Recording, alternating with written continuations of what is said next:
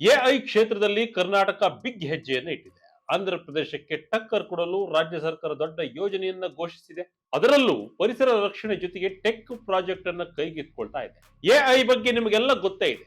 AI technology ಎಷ್ಟರ ಮಟ್ಟಿಗೆ use ಆಗ್ತಿದೆ ಅನ್ನೋದನ್ನ ನಾವು ಸಪರೇಟ್ ಆಗಿ ಹೇಳಬೇಕಾಗಿಲ್ಲ. ನೀವು ಮೊಬೈಲ್ ನಲ್ಲೇ ನೋಡುವ ಪ್ರತಿಯೊಂದು ವಿಡಿಯೋ, ನೀವು ಕಳುಹಿಸುವ ವಾಟ್ಸ್ಆಪ್ ಮೆಸೇಜ್, ಎಐ ಬಳಸಿ ಮಾಡುವ ಪ್ರತಿಯೊಂದು ಕೆಲಸವು ಎಲ್ಲಿಂದಲೋ ಆಪರೇಟ್ ಆಗುತ್ತಿರುತ್ತದೆ. ಇದಕ್ಕೆಲ್ಲ ಬೃಹತ್ ಪ್ರಮಾಣದ ಸರ್ವರ್ಗಳು ಬೇಕು. ಈ ಸರ್ವರ್ಗಳನ್ನ ಇಡುವ ಜಾಗವನ್ನೇ ಡೇಟಾ ಸೆಂಟರ್ ಅಂತ ಕರೀತಾರೆ. ನಮ್ಮ ಕರ್ನಾಟಕದಲ್ಲಿ ಈಗಾಗಲೇ 32 ಡೇಟಾ ಸೆಂಟರ್ಗಳಿವೆ ಅನ್ನೋದು ನಿಮಗೆಲ್ಲ ಗೊತ್ತಿರಲಿ. ಆದರೆ ಈಗ ದಿನೇ ದಿನೇ ಡಿಜಿಟಲ್ ತಂತ್ರಜ್ಞಾನ ಬೆಳೆಯುತ್ತಿರೋದ್ರಿಂದ ಡೇಟಾ ಸೆಂಟರ್ಗಳ ಬೇಡಿಕೆ ಕೂಡ ವಿಪರೀತವಾಗಿ ಹೆಚ್ಚಾಗಿದೆ. ಇದನ್ನೇ ಮನಗಂಡಿರುವ ಕರ್ನಾಟಕ ಸರ್ಕಾರ ಈಗ ಒಂದು ಮಹತ್ವದ ಹೆಜ್ಜೆಯನ್ನು ಇಟ್ಟಿದೆ. ಹೌದು, ರಾಜ್ಯದ 3 ಪ್ರಮುಖ ನಗರಗಳಾದ ಬೆಂಗಳೂರು, ಮೈಸೂರು ಮತ್ತು ಮಂಗಳೂರಿನಲ್ಲಿ ಬರೋಬ್ಬರಿ 1000 ಮೆಗಾವೆಟ್ ಸಾಮರ್ಥ್ಯದ 3 ಸುಸ್ಥಿರ ಡೇಟಾ ಸೆಂಟರ್ ಪಾರ್ಕ್ಗಳನ್ನು ಸ್ಥಾಪಿಸಲು ರಾಜ್ಯ ಸರ್ಕಾರ ಮುಂದಾಗಿದೆ. ಈ ಬಗ್ಗೆ ಇತ್ತೀಚೆಗಷ್ಟೇ ಇಂಧನ ಸಚಿವ ಕೆಜಿ ಜಾರ್ಜ್, ಬೃಹತ್ ಕೈಗಾರಿಕೆ ಸಚಿವ ಎಂಬಿ ಪಾಟೀಲ್ ಮತ್ತು ಐಟಿಬಿಟಿ ಸಚಿವ ಪ್ರಿಯಾಂಕ್ ಖರ್ಗೆ ರವರ ನೇತೃತ್ವದಲ್ಲಿ ಉನ್ನತ ಮಟ್ಟದ ಸಭೆ ಕೂಡ ನಡೆದಿದೆ. ಹಾಗಾದ್ರೆ ಏನಿದು 1000 ಮೆಗಾವೆಟ್ ಡೇಟಾ ಪಾರ್ಕ್? ಇಲ್ಲಿ ಏನೆಲ್ಲ ಇರುತ್ತೆ, ಇದರಿಂದ ಪರಿಸರದ ಮೇಲಾಗುವ ಪರಿಣಾಮಗಳಿವೆ, ಬನ್ನಿ ಈ ವಿಡಿಯೋದಲ್ಲಿ ಡೀಟೇಲ್ ಆಗಿ ನೋಡೋಣ. ಎಲ್ಲೂ ಸ್ಕಿಪ್ ಮಾಡದೆ ಈ ವಿಡಿಯೋ ನೋಡಿ.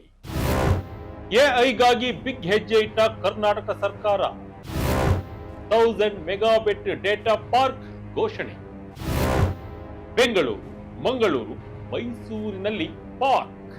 ಹೌದು, ರಾಜ್ಯ ಸರ್ಕಾರ ಬೆಂಗಳೂರು, ಮಂಗಳೂರು ಹಾಗೂ ಮೈಸೂರಿನಲ್ಲಿ 1000 ಮೆಗಾಬಿಟ್ ಸಾಮರ್ಥ್ಯದ ಡೇಟಾ ಪಾರ್ಕ್ ಗಳನ್ನು ಸ್ಥಾಪಿಸುವ ನಿರ್ಧಾರಕ್ಕೆ ಬಂದಿದೆ. ವೀಕ್ಷಕರೇ, ಈ 1000 ಮೆಗಾಬಿಟ್ ಅಥವಾ 1 ಗಿಗಾಬಿಟ್ ಸಾಮರ್ಥ್ಯ ಅಂದ್ರೆ ಏನು ಅಂತ ನೀವು ಕೇಳಬಹುದು. ಇದು ಈ 3 ಡೇಟಾ ಪಾರ್ಕ್ಗಳಲ್ಲಿರುವ ಸರ್ವರ್ಗಳು, ಕೂಲಿಂಗ್ ಸಿಸ್ಟಮ್ಗಳು ಮತ್ತು ನೆಟ್ವರ್ಕ್ ಮೂಲ ಸೌಕರ್ಯಗಳನ್ನ ಆಪರೇಟ್ ಮಾಡಲು ಬೇಕಾಗುವ ಒಟ್ಟು ವಿದ್ಯುತ್ ಪ್ರಮಾಣ.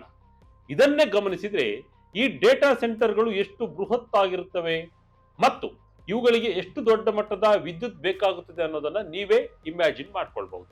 ಸರ್ಕಾರದ ಪ್ಲಾನ್ ಪ್ರಕಾರ ಈ 3 ಪಾರ್ಕ್ಗಳ ಪೈಕಿ ಅತಿ ದೊಡ್ಡ ಡೇಟಾ ಪಾರ್ಕ್ ನಮ್ಮ ಬೆಂಗಳೂರಿನ ಹೊರ ವಲಯದಲ್ಲಿರುವ ಹೊಸಕೋಟೆ ಬಳಿ ತಲೆ ಎತ್ತಲಿದೆ. ಇದರ ಸಾಮರ್ಥ್ಯ ಬರೋಬ್ಬರಿ 500 ಮೆಗಾಬಿಟ್ ಇರಲಿದೆ. ಇನ್ನು ಎರಡನೇ ಡೇಟಾ ಪಾರ್ಕ್ ಕರಾವಳಿ ನಗರಿ ಮಂಗಳೂರಿನಲ್ಲಿ ನಿರ್ಮಾಣವಾಗಲಿದೆ. ಮೈಸೂರಿನ ಬೈಕಂಪಾಡಿ ಕೈಗಾರಿಕಾ ಪ್ರದೇಶದಲ್ಲಿರುವ ಕೆಐಎಡಿಬಿಗೆ ಸೇರಿದ ಸುಮಾರು 350 ಎಕರೆ ಜಾಗವನ್ನ ಸರ್ಕಾರ ಈಗಾಗಲೇ ಈ ಯೋಜನೆಗಾಗಿ ಮೀಸಲಿಟ್ಟಿದೆ. ಮೂರನೇ ಡೇಟಾ ಪಾರ್ಕ್ ಸಾಂಸ್ಕೃತಿಕ ನಗರಿ ಮೈಸೂರಿನಲ್ಲಿ ಬರಲಿದ್ದು, ಮುಂಬರುವ ದಿನಗಳಲ್ಲಿ ಇದಕ್ಕಾಗಿ ಸೂಕ್ತವಾದ ಜಾಗವನ್ನ ಗುರುತಿಸುವ ಕೆಲಸ ನಡೀತಾ ಇದೆ. ಒಟ್ಟಿನಲ್ಲಿ ಕೇವಲ ಬೆಂಗಳೂರಿಗೆ ಮಾತ್ರ ಸೀಮಿತವಾಗಿದ್ದ ಐಟಿ ಮೂಲ ಸೌಕರ್ಯವನ್ನ ಮಂಗಳೂರು ಮತ್ತು ಮೈಸೂರಿಗೂ ವಿಸ್ತರಿಸುವ ದೊಡ್ಡ ಪ್ಲಾನ್ ಇದಾಗಿದೆ. ಡೇಟಾ ಸೆಂಟರ್ ಅಂದ್ರೆ ಅನಿವಾರ್ಯ ಪಿಡುಗು. 5 ಎಐ ಪ್ರಶ್ನೆ ಕೇಳಿದ್ರೆ ಅರ್ಧ ಲೀಟರ್ ನೀರು ಖಾಲಿ. ಓಕೆ, ಕರ್ನಾಟಕ ಸರ್ಕಾರ ಡಿಜಿಟಲ್ ಇನ್ಫ್ರಾಸ್ಟ್ರಕ್ಚರ್ ಅಭಿವೃದ್ಧಿಗೆ ಇದೆಲ್ಲ ಮಾಡ್ತಾ ಇದೆ, ಒಪ್ಪಿಕೊಳ್ಳೋಣ. ಇದೆಲ್ಲ ಕೇಳಲು ಚೆನ್ನಾಗಿಯೇ ಇದೆ. ಆದರೆ ಈ ಡೇಟಾ ಸೆಂಟರ್ಗಳಿಂದ ಒಂದು ದೊಡ್ಡ ಅಪಾಯವೂ ಇದೆ. ಅದೇ ಪರಿಸರದ ಮೇಲಾಗುವ ಪರಿಣಾಮ. ಎಸ್, ಮಾರ್ಚ್ ತಿಂಗಳಿನಲ್ಲೇ ಸರ್ಕಾರ ಈ ಬಗ್ಗೆ ಕಳವಳವನ್ನ ವ್ಯಕ್ತಪಡಿಸಿತ್ತು. ಯಾಕೆಂದ್ರೆ ಡೇಟಾ ಸೆಂಟರ್ಗಳಿಗೆ ವಿಪರೀತ ವಿದ್ಯುತ್ ಮತ್ತು ಲಕ್ಷಾಂತರ ಲೀಟರ್ ನೀರು ಬೇಕಾಗುತ್ತದೆ. ನಮ್ಮ ಐಟಿಬಿಟಿ ಸಚಿವ ಪ್ರಿಯಾಂಕ್ ಖರ್ಗೆ ರವರು ಈ ಹಿಂದೆ ಡೇಟಾ ಸೆಂಟರ್ಗಳನ್ನ ನೆಸೆಸರಿ ಎವಿಲ್ ಅಂತ ಕರೆದಿದ್ರು, ಅಂದ್ರೆ ಅನಿವಾರ್ಯ ಪಿಡುಗು. ಯಾಕೆ ಗೊತ್ತಾ? ಪ್ರಿಯಾಂಕ ಖರ್ಗೆ ರವರೇ ಹೇಳಿದಂತೆ ಪ್ರತಿಯೊಂದು ಮೆಗಾವ್ಯಾಟ್ ಡೇಟಾ ಸೆಂಟರ್ ಸಾಮರ್ಥ್ಯಕ್ಕೆ ವಾರ್ಷಿಕವಾಗಿ ಸುಮಾರು 25 ಮಿಲಿಯನ್ ಲೀಟರ್ ಅಂದ್ರೆ 2,50,00,000 ಲೀಟರ್ ಬೇಕಾಗುತ್ತದೆ. ಕೇವಲ ಅಷ್ಟೇ ಅಲ್ಲ, ನೀವು ಎಐ ಪ್ಲಾಟ್ಫಾರ್ಮ್ಗಳಲ್ಲಿ ಉದಾಹರಣೆಗೆ ಚಾಟ್ ಜಿಪಿಟಿ ತೆಗೆದುಕೊಳ್ಳಿ. ಅದರಲ್ಲಿ ಕೇವಲ 5 ಸಾಮಾನ್ಯ ಪ್ರಶ್ನೆಗಳನ್ನು ಕೇಳಿದ್ರೆ ಆ ಸರ್ವರ್ಗಳು ಬಿಸಿಯಾಗುವುದನ್ನು ತಡೆಯಲು ಸುಮಾರು ಅರ್ಧ ಲೀಟರ್ ನೀರು ಖರ್ಚಾಗುತ್ತದೆ ಅಂತೆ. ಇದು ಅಚ್ಚರಿ ಎನಿಸಿದ್ರು ಸತ್ಯ.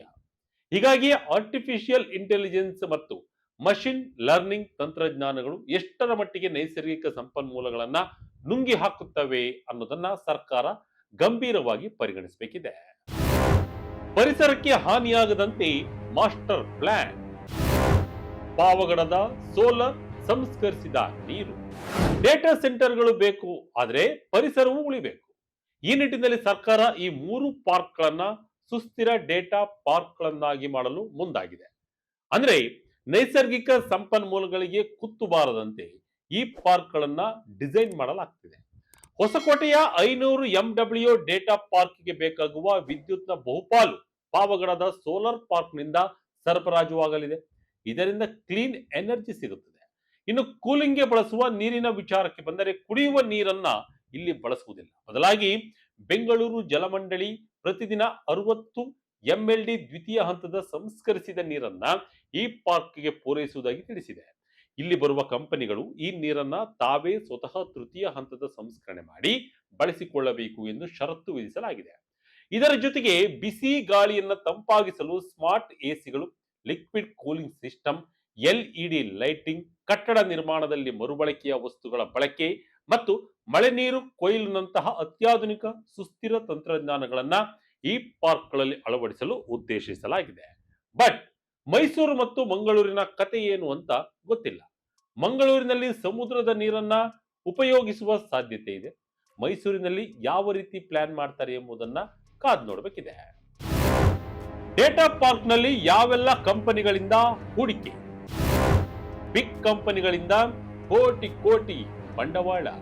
ಇನ್ನು ಈ ಯೋಜನೆಗೆ ಎಷ್ಟು ಕೋಟಿ ಖರ್ಚಾಗಬಹುದು, ಯಾರ್ಯಾರು ಹೂಡಿಕೆ ಮಾಡ್ತಾರೆ ಅನ್ನೋ ಪ್ರಶ್ನೆ ನಿಮ್ಮಲ್ಲಿ ಬಂದಿರಬಹುದು. ಅಧಿಕೃತವಾಗಿ ಇಂತಿಷ್ಟೇ ಬಂಡವಾಳ ಅಂತ ಸರ್ಕಾರ ಇನ್ನೂ ಘೋಷಣೆ ಮಾಡಿಲ್ಲ. ಆದರೆ ಜಾಗತಿಕ ಮಟ್ಟದ ಲೆಕ್ಕಾಚಾರದ ಪ್ರಕಾರ 2025-26 ಹೊತ್ತಿಗೆ ಒಂದು ಮೆಗಾವ್ಯಾಟ್ ಡೇಟಾ ಸೆಂಟರ್ ನಿರ್ಮಾಣಕ್ಕೆ ಅಂದಾಜು $10 ರಿಂದ $11 ಮಿಲಿಯನ್, ಅಂದ್ರೆ ಸುಮಾರು 80 ರಿಂದ 90 ಕೋಟಿ ರೂಪಾಯಿ ಖರ್ಚಾಗುತ್ತದೆ. ನಮ್ಮ ಪ್ರಿಯಾಂಕ್ ಖರ್ಗೆ ಅವರು ಹೇಳಿದಂತೆ ಭಾರತದಲ್ಲಿ 1 ಮೆಗಾವ್ಯಾಟ್ಗೆ ಕನಿಷ್ಠ 70 ಕೋಟಿ ರೂಪಾಯಿ ಬಂಡವಾಳ ಬೇಕು. ಈ ಲೆಕ್ಕದಲ್ಲಿ ನೋಡಿದ್ರೆ 1000 ಮೆಗಾವ್ಯಾಟ್ ಅಂದ್ರೆ ಬರೋಬ್ಬರಿ 70,000 ಕೋಟಿಗೂ ಅಧಿಕ ಬೃಹತ್ ಹೂಡಿಕೆ ಈ ಪಾರ್ಕ್ಗಳಿಗೆ ಹರಿದು ಬರುವ ನಿರೀಕ್ಷೆ ಇದೆ. ವರದಿಗಳ ಪ್ರಕಾರ ಈಗಾಗಲೇ ಸಿಫಿ ಟೆಕ್ನಾಲಜೀಸ್, ಭಾರತಿ ಎಂಟರ್ಪ್ರೈಸಸ್ ಸೇರಿ ಹಲವು ದೈತ್ಯ ಕಂಪನಿಗಳು ಕರ್ನಾಟಕದಲ್ಲಿ ಹೂಡಿಕೆ ಮಾಡಲು ಆಸಕ್ತಿ ತೋರಿಸಿವೆ. ವೆಬ್ ವರ್ಕ್ಸ್ ಅನ್ನೋ ಕಂಪನಿ ಹೈಪರ್ ಸ್ಕೇಲ್ ಡೇಟಾ ಸೆಂಟರ್ಗಾಗಿ ಬರೋಬ್ಬರಿ 20,000 ಕೋಟಿ ರೂಪಾಯಿ ಹೂಡಿಕೆ ಮಾಡುವ ಬಗ್ಗೆ ಚರ್ಚೆ ನಡೆದಿದೆ ಎನ್ನಲಾಗಿದೆ. ಜೊತೆಗೆ NTT ಮತ್ತು ಡೇಟಾ ಸಮುದ್ರದಂತಹ ಕಂಪನಿಗಳು ಕೂಡ ಬೆಂಗಳೂರು ಮತ್ತು ಮಂಗಳೂರಿನತ್ತ ಮುಖ ಮಾಡಿವೆ. ಈ ಎಲ್ಲ ಹೂಡಿಕೆದಾರರನ್ನ ಸೆಳೆಯಲು ಶೀಘ್ರದಲ್ಲೇ ಅಧಿಕಾರಿಗಳು ಸಭೆಯನ್ನ ನಡೆಸಲಿದ್ದಾರೆ. ಡೇಟಾ ಸೆಂಟರ್ ಸಮರ, ಕರ್ನಾಟಕ ವರ್ಸಸ್ ಆಂಧ್ರ ಪ್ರದೇಶಕ್ಕೆ ಟಕ್ಕರ್ ಕೊಡ್ತಾ ಕರ್ನಾಟಕ. ವೀಕ್ಷಕರೇ, ಈಗ ಡೇಟಾ ಸೆಂಟರ್ ಹೂಡಿಕೆ ವಿಚಾರದಲ್ಲಿ ನಮ್ಮ ಕರ್ನಾಟಕ ಹಾಗೂ ನಮ್ಮ ಆಂಧ್ರ ಪ್ರದೇಶದ ನಡುವೆ ಭಾರಿ ಪೈಪೋಟಿಯೇ ನಡೆಯುತ್ತಿದೆ. ಅದರ ಬಗ್ಗೆಯೂ ನಾವು ನೋಡೋಣ. ಈ ಎರಡೂ ರಾಜ್ಯಗಳು ಬೃಹತ್ ಹೂಡಿಕೆಗಳನ್ನ ಸೆಳೆಯಲು ಪ್ರಯತ್ನಿಸುತ್ತಿದ್ದರೂ ಅವುಗಳ ಪ್ಲಾನ್ ಮತ್ತು ಸ್ಟೈಲ್ ಮಾತ್ರ ಬೇರೆ ಬೇರೆ ಇದೆ. ಮೊದಲಿಗೆ ಕರ್ನಾಟಕದ ವಿಚಾರಕ್ಕೆ ಬಂದರೆ, ನಮ್ಮ ರಾಜ್ಯ ತನ್ನಲ್ಲಿ ಆಲ್ರೆಡಿ ಇರುವ ಬಲಿಷ್ಠ IT ಇಕೋಸಿಸ್ಟಮ್ ಅನ್ನೇ ತನ್ನ ದೊಡ್ಡ ಅಸ್ತ್ರವಾಗಿ ಬಳಸಿಕೊಳ್ತಾ ಇದೆ. ಕೇವಲ ಬೆಂಗಳೂರು ಮಾತ್ರವಲ್ಲದೆ ಮೈಸೂರು ಮತ್ತು ಮಂಗಳೂರಿಗೂ ಈ 1000 ಮೆಗಾವ್ಯಾಟ್ ಪಾರ್ಕ್ ಅನ್ನ ವಿಸ್ತರಿಸುವ ಮೂಲಕ ಒಂದೇ ನಗರದ ಮೇಲೆ ಡಿಪೆಂಡ್ ಆಗದೆ ಲಾಂಗ್ ಟರ್ಮ್ ಸ್ಕೇಲ್ ಮತ್ತು ಸುಸ್ಥಿರತೆಯ ಮೇಲೆ ಕರ್ನಾಟಕ ಫೋಕಸ್ ಮಾಡಿದೆ. ಆದರೆ ಆಂಧ್ರ ಪ್ರದೇಶದ ಅಪ್ರೋಚ್ ಸ್ವಲ್ಪ ವಿಭಿನ್ನ ಮತ್ತು ಅಗ್ರೆಸಿವ್ ಆಗಿದೆ. ಅವರು ಮುಖ್ಯವಾಗಿ ವಿಶಾಖಪಟ್ಟಣಂ ಮೇಲೆ ಕಣ್ಣಿಟ್ಟಿದ್ದಾರೆ.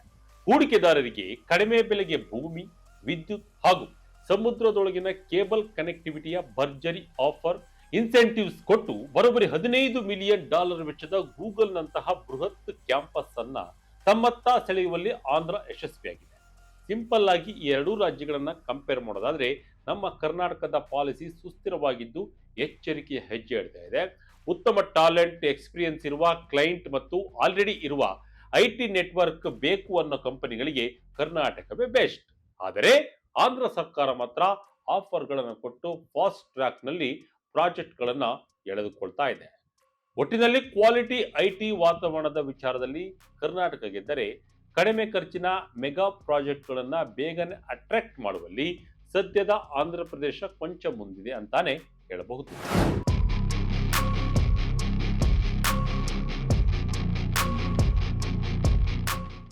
ಒಟ್ಟಿನಲ್ಲಿ ಭಾರತದಲ್ಲಿ ಡಿಜಿಟಲ್ ಕ್ರಾಂತಿಗೆ ಕರ್ನಾಟಕವೇ ತವರು. ಈಗ ಈ 1000 ಮೆಗಾವ್ಯಾಟ್ ಡೇಟಾ ಪಾರ್ಕ್ಗಳ ಮೂಲಕ ನಮ್ಮ ರಾಜ್ಯ ಕೇವಲ ಸಾಫ್ಟ್ವೇರ್ ಮಾತ್ರವಲ್ಲ, ಬೃಹತ್ ಡೇಟಾ ಸ್ಟೋರೇಜ್ ಮತ್ತು ಕ್ಲೌಡ್ ಕಂಪ್ಯೂಟಿಂಗ್ ನಲ್ಲೂ ನಂಬರ್ 1 ಆಗುವ ಕನಸು ಕಂಡಿದೆ. ಈ ಯೋಜನೆಗಳನ್ನ ಆದ್ಯತೆಯ ಮೇರೆಗೆ ಜಾರಿ ಮಾಡಲು ಜಲಸಂಪನ್ಮೂಲ ಸಚಿವರೂ ಆಗಿರುವ ಡಿಸಿಎಂ ಡಿಕೆ ಶಿವಕುಮಾರ್ ಅವರನ್ನ ಒಳಗೊಂಡ ಉಸ್ತುವಾರಿ ಸಮಿತಿಯೊಂದನ್ನ ರಚಿಸಲಾಗ್ತಾ ಇದೆ. ಸರ್ಕಾರ ಹೂಡಿಕೆದಾರರಿಗೆ ತಡೆರಹಿತ ವಿದ್ಯುತ್ ಮತ್ತು ನೀರಿನ ಭರವಸೆಯನ್ನು ನೀಡಿದೆ.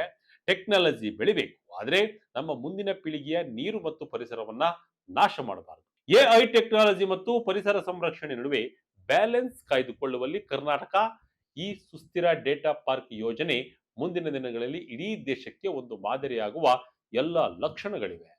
ಡಿಜಿಟಲ್ ಮೂಲಸೌಕರ್ಯ ಮತ್ತು ಸಂಪನ್ಮೂಲ ನಿರ್ವಹಣೆಯ ನಡುವಿನ ಈ ಸವಾಲನ್ನ ಸರ್ಕಾರ ಹೇಗೆ ನಿಭಾಯಿಸುತ್ತದೆ ಎಂಬುದನ್ನ ಕಾದು ನೋಡಬೇಕಿದೆ. ಇದಾಗಿ ತಕ್ಷಣದ ಇಂಟ್ರೆಸ್ಟಿಂಗ್ ಸ್ಟೋರಿ. ಇದೇ ರೀತಿಯ ಸ್ಟೋರಿಗಾಗಿ Vijaya Kanaka website, YouTube page, Facebook page follow ಮಾಡ್ತಾ ಇರಿ. ಧನ್ಯವಾದಗಳು.